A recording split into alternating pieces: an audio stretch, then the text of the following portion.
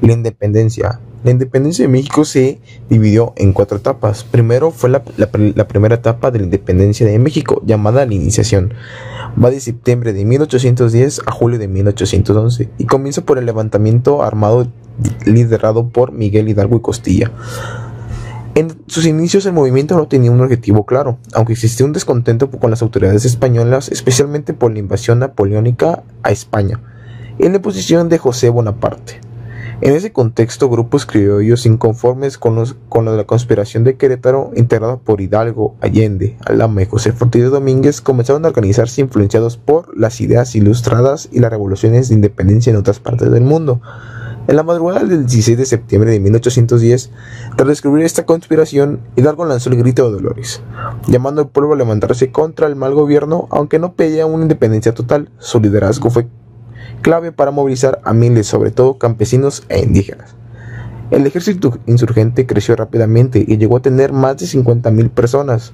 Tras varias victorias como la batalla del Monte de las Cruces, llegaron a las puertas de la Ciudad de México, pero decidieron no tomarla. Se dirigieron a Guadalajara. Allí Hidalgo emitió decretos importantes en favor de los sectores oprimidos. Sin embargo, en enero de 1811 fueron derrotados por el ejército realista de Félix María Calleja en la batalla del Puente de Calderón, lo que llevó a la captura de los líderes insurgentes. Finalmente, Hidalgo fue fusilado el 30 de julio de 1811 en Chihuahua, marcando el fin de esta primera etapa. Sus cabezas fueron exhibidas en Alhóndiga de Granaditas como advertencia a los demás insurgentes. Con esto llegamos a la etapa número 2, la etapa de la organización. Tras la muerte de Hidalgo, José María Morelos y Pavón asumió el liderazgo del movimiento insurgente, consolidando el ideal separatista de la corona española. Enviado por Hidalgo al sur del virreinato para tomar Acapulco, Morelos destacó por su estrategia militar y logró importantes victorias que permitieron establecer un gobierno insurgente. Se crearon instituciones como la Junta de Zitácuaro y posteriormente el Congreso de Chilpancingo, donde Morelos presentó el documento Sentimientos de la Nación, que por primera vez proclamaba la independencia total de la Nueva España. En 1813 se firmó el Acta de Independencia de la América Septentrional y en 1814 se promulgó la Constitución de Apatzingán, la primera de México, influenciada por la Constitución de Cádiz de España en 1812. Sin embargo, el regreso al absolutismo de Fernando VII en 1814 fortaleció la represión virreinal. Morelos fue capturado en 1815 y ejecutado marcando el fin de esta etapa. Su legado fue fundamental, dio rumbo, estructura e ideales claros al movimiento insurgente, aunque no dejó un sucesor que continuara su labor con igual liderazgo.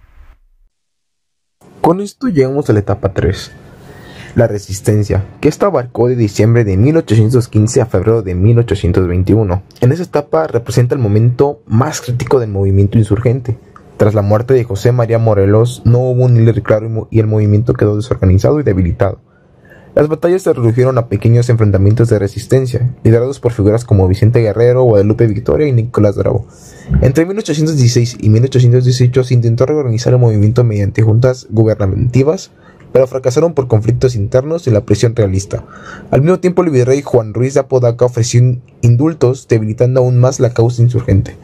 En 1817, el español Francisco Javier Mina llegó a luchar por la independencia, pero fue capturado y ejecutado en menos de un año por la insurgencia. Parecía al borde de la extinción.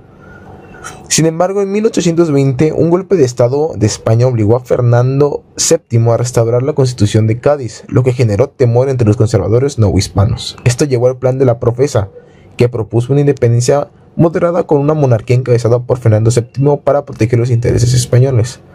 Para ejecutarlo, el virrey nombró a Agustín de Iturbide como jefe militar, pero en lugar de eliminar a Vicente Guerrero, Iturbide negoció con él y se unieron en 1821 pactando el fin de los combates y marcando el inicio de la etapa final de la independencia. Cuarta y última etapa, la etapa de la consumación, que comprende de febrero de 1821 a septiembre de 1821. La etapa de la consumación de la independencia fue la última fase del movimiento independentista y la que logró finalmente la separación del virreinato de la Nueva España respecto de España. Paradójicamente, fue encabezada por criollos y antiguos realistas como Agustín de Iturbide, más que por los insurgentes originales. Tras varios enfrentamientos, Iturbide y Vicente Guerrero se reunieron en Acatempán en febrero de 1821, sellando una alianza con el Abrazo de Acatempán. De esta unión nació el ejército trigarante de las tres garantías: religión, independencia y unión.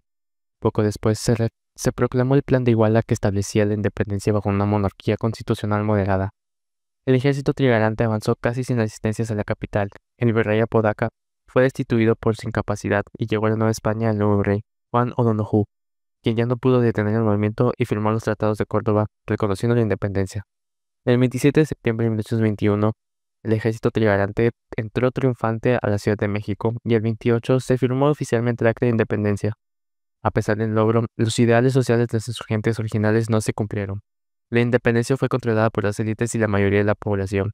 Campesinos, indígenas y trabajadores siguió en condiciones precarias. Tras la independencia se intentó ofrecer la corona mexicana a Fernando VII o a un miembro de su familia, pero ante su rechazo, Iturbide se proclamó emperador como Agustín I. Esto provocó el rechazo de los verdaderos insurgentes y originó una nueva guerra civil entre monárquicos y republicanos. Así comenzó una etapa de inestabilidad política que duraría gran parte del siglo XIX.